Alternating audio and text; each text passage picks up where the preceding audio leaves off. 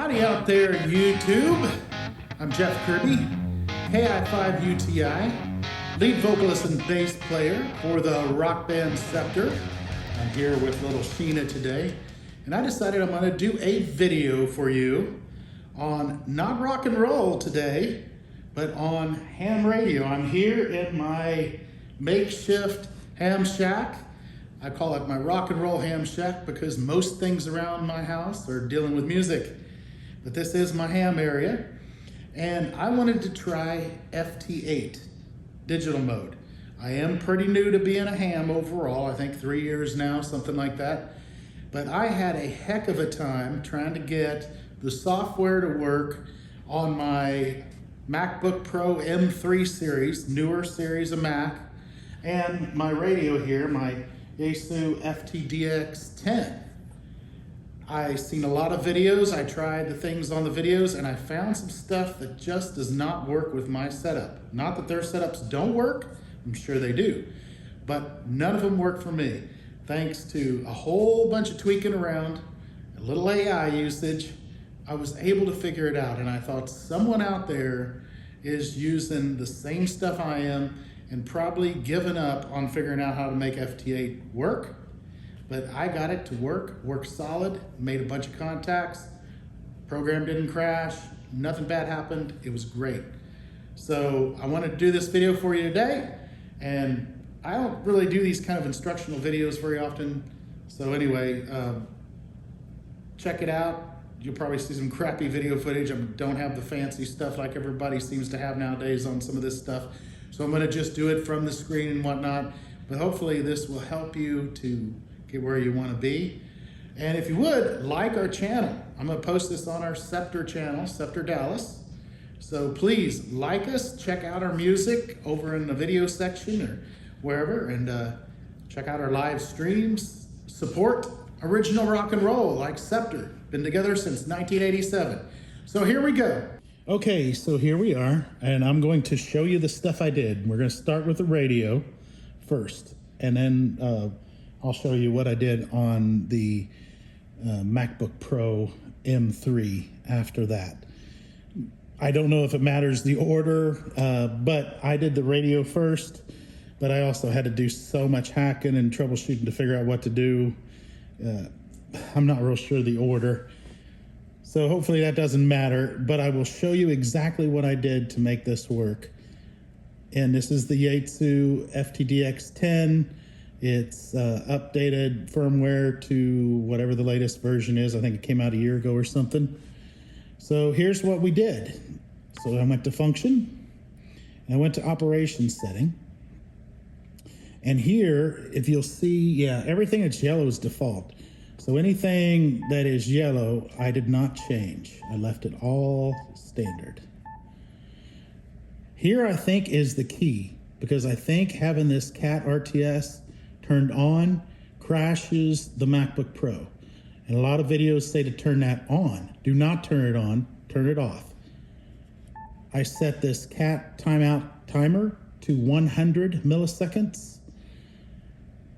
I left the CAT rate at 38,400. That worked. 9,600 and what some of the videos said did not work. I changed this 232C timeout timer to 100 milliseconds. And I changed this 232C rate to 38,400 as well. And that's all I did there. All right, so make those changes. Then I went into radio settings, into this mode PSK data, and we're gonna do the same thing here. Rear select USB, and make sure you use the printer USB. My first mistake, I was using USB type A, the old school long ones.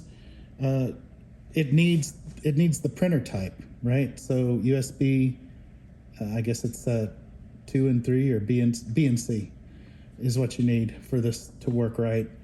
And I can show you that here in a little bit too. But rear select rear select data source, rear select USB. I left all this default. Now, I saw this on another guy's video, and it does seem to help. High cut frequency I turned off, and I turned off low cut frequency. That doesn't have anything to do with it working or not working on the Mac, but that does seem to make it clear, I think. So that's all I changed right there. That's all I did there. Now here's the other trick is when you go into the data, use data-u. I don't know why that's important, what the differences of the two datas are. Everything says use data-u. That's what I did. But here's another trick. When you go in here, data-u, click and hold preset. All right, and that's important because the changes you make in the other section don't always seem to take here. And that was another one of my glitches. So when you hold that down, apparently you're adjusting the preset settings. I changed this report RPTT to DAKY. I left those default. I changed, this TXBPF select 300 to 2700. High cut and low cut is off. The cat timeout, 100 milliseconds is what I said too. I left the cat rate at 38400 and then the cat RTS off. Again, I really think that's the key to what makes this work for me because I tried turning it on and the program would crash. I may be wrong, but anyway, those are the settings that you need to do in this radio. Then go back and just let it time out or let it go back to its settings and boom, you are where you need to be. Now the next section, I'm going to show you what I did on the Macintosh. Make sure you use the right cable. This was part of my problem. First of all, this USB right here, this and this, okay? So that's B and C. So you need one of these cables. You can find them on Amazon. Go with whichever one has a good rating because, you know, there's a lot of crappy cables. Okay, first thing you need to do, go to this Silicon Lab site, software updates, drivers, okay? And then you will want to go downloads and you will want to download for this Mac, this latest and greatest driver. This is right now it's CP210X for Mac version 6.0.3. And it will download that for you.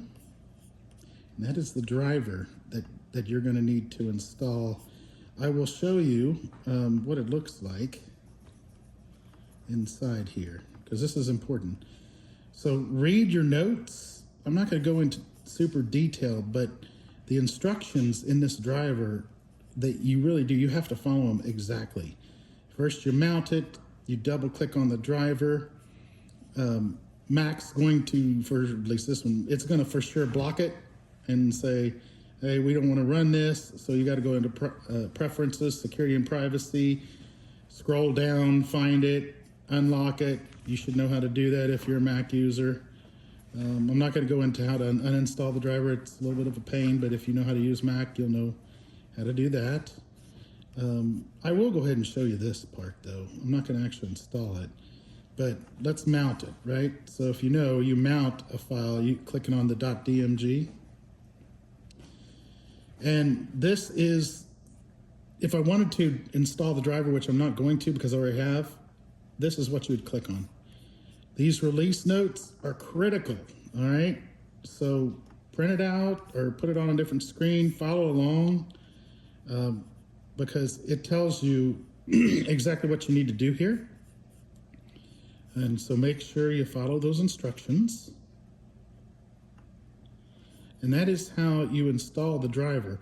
When you install the driver, you will see some cool new stuff that otherwise you wouldn't see on your Mac. So I'm going to show you that here now. Okay, so let's pretend that you saw me actually install those drivers. When you reboot your Mac, provided, now this is important, you have to have your cable plugged in. And I have not seen that by plugging the cable in after you boot, that it actually picks up the drivers. So have your Mac turned off, make sure your cable's plugged into the back of your FTDX10, and into your laptop. And when you go into these, if you don't know how to get here, about this Mac, and then scroll all the way down to System Report, you'll get this menu, go to USB, and if it's working, you'll see this. You'll see this USB codec, and that's what you need. That's the USB bridge controller. It basically fakes a serial port is what it's doing. So you'll need that. And if you see that, you've got this first step done. All right, next step, go to this SoundForge or sourceforge.io page. A lot of videos talk about going to a .edu page. I don't even think that works anymore, but as of now, it's over on SourceForge. So go here to the WSJT.sourceforge.io and then the /WSJTX.html, and you'll scroll down. And at the time of me doing this latest version is 2.7.0. So note that, with every version, it could totally botch everybody's instructions. But as of right now, using this version of a Macintosh and the FTDX10 with its latest firmware, this is working. All right, so we download this. And I'm not going to install this either because I already have, but let me see here. Let's go ahead and move forward with this, and we'll open this DMG. All right. The next very, very, very important thing, because this file, you're going to need to leave this window open. So basically, you're leaving it mounted, right, in the Mac world. Do this README, print it out, whatever you need to do, but it will not work unless you do this. So you have to do exactly what they say. First, you go open a terminal window, and you'll see that they're mentioning that file that we saw over here. You run a sudo command, which is, and you just copy this and paste it into a window, a terminal window. Copy, paste, hit return. It'll ask you for your password, which is, assuming you're the admin of your Mac, it'll be your admin password, whatever you use to log in. Do that. Then run the second line. It won't ask you for a password the second time, obviously. And that's what you need to do there. Did I have to do anything else here? Oh yeah. Go to System Settings, General Login Items. Find this app here, the syscontrol. Turn it on. And also you need to go to Privacy and Security and turn it on. And I think, if I remember right, you need to do this app itself, but I'm not sure about that. But I think that gets you there. Run this command and make sure that it returns the results of this number, 5242800. As long as that does, you're good from the memory allocation portion of the program. But if it gives you something else, I think you got to reach out to them and tell them what's going on. But they also talk about removing an app. I don't have that app. I'm not even sure what that app would be for, but providing that you keep your Mac pretty clean, it should return that value. Providing you're good there, then you drag it to the location. That's what they're saying. I think most of us would literally just drag this icon to apps, and then it's going to show up in your apps. Okay? So that's that part. Now go to your applications folder just like you would anything else in Mac. Launch the WSJT application. It'll be listed in your applications, providing you did what I told you to do, just dragging it over. And boom, you should be up, but you're going to get error messages. So don't freak on the error messages. Here's what I had to do in order to make this work on my config. Now these are the settings I chose. Just different guys on various videos. It's kind of a mix of what people said to do. I'm not going to go through all those, but you choose what you want. Call sign, your grid, where you're at. I know the latest version of oh gosh, what is it? Repeat. Yeah, Repeater, that app, it'll tell you. But you could also go to QSR, I guess it is, and QSO. I'm forgetting all my names. Find your grid. However you find it, find your grid. It's in apps and whatnot. You'll find it. Radio, here's important, right? You'll need to, if you have a Mac like me, you're gonna have two sets. It's gonna be one of the TTYs, so it's either gonna be this one, the C411, or it's gonna be this one here. One of those two. And you might just have to experiment, but obviously mine was this C410, so if you have exact config like me, that's probably the one you want. Make sure your baud rate's there. Now these settings, I had to hack around. This works. Data bits 8, stop bits 1, handshake none. These are blank. PTT is cat. Data pack is the mode, and fake it. Literally changing some of this around seemed to crash the program. Don't know why, but when you hit test cat, you'll get a green. When you hit push to talk, you'll see over on your radio, it's talking and it works. Let's make sure and turn that off. And so that literally fixes that right away. You might still be getting pop-ups, and that would be because of here. You've got to make sure you're using this USB codec, both of these. So that's what you want, and use them. Let's see, didn't do anything in there, didn't do anything in there. Well, I did. There's some of these things I turned on, but that's not to prevent the app from working. Oh, one thing I did is, where did I do that? Hang on, general, I think. Well, colors you can change, but there's other videos to talk about that. And the purpose of my video here is to show you, if you've got this config, how to make it work. Oh, here's the part I couldn't find. I wanted to show you this. Font and decode text font. So I made these like 24. I noticed no one's doing this on any videos. And I guess the font here is like these application windows. I put that as 14. Just do whatever's comfortable to you, but literally out of the box, it's too hard to read what's in here, at least for my eyes, especially if you're setting the laptop a little ways away from you. But if you change that to 24, it'll make these characters much better. So I would highly recommend that. Oh, another thing I found that I couldn't see on videos, or maybe I missed it, but if you're wanting to move your receive and transmit on the Mac over, someone said use a shift key, which is fine if you're into shift keys and stuff, but you could also just like go here and right click, set receive and transmit, boom, and it puts them all right there. If you choose to do that, I suppose some people want to. I don't know, maybe I will. But here's the important thing. You see how cool that font looks now? How much better that looks? It's just night and day, right? So let's just say I want to make it a little different. So decode text font. Let's try 36. Let's say okay. Let's say okay. See, that's too big. 36. Might not be for you, but if you know, if you don't see clear, super clear, I mean, it's a good thing to know how to do, right?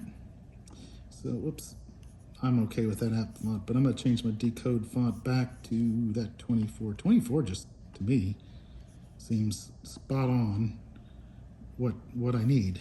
It shows everything, and yeah. I don't know why they don't default that. I think they should, but there's probably reason for some reason, who knows. Anyway, then, I mean, it works. I'll show you it works. Let me find something that's got less noise. We'll just try it, but I'm gonna double click on one. So there, I double clicked on that first one. And let's see what happens. Oh look, someone's coming after me. Awesome. So anyway, trust me, it works. It's working.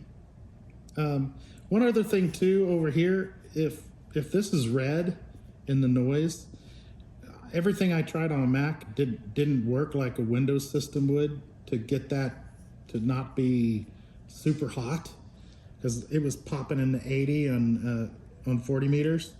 And what I discovered is what you need to do is to turn on your DNR, your noise reduction. I set mine about 6 on my radio.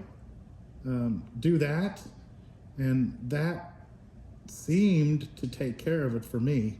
It was just, I just had a lot of noise in my, I guess, the radio frequency noise. But anyway, you see, it picked up who I'm talking to now, and it'll just go through the normal drill of stepping down and eventually log this person if they choose to.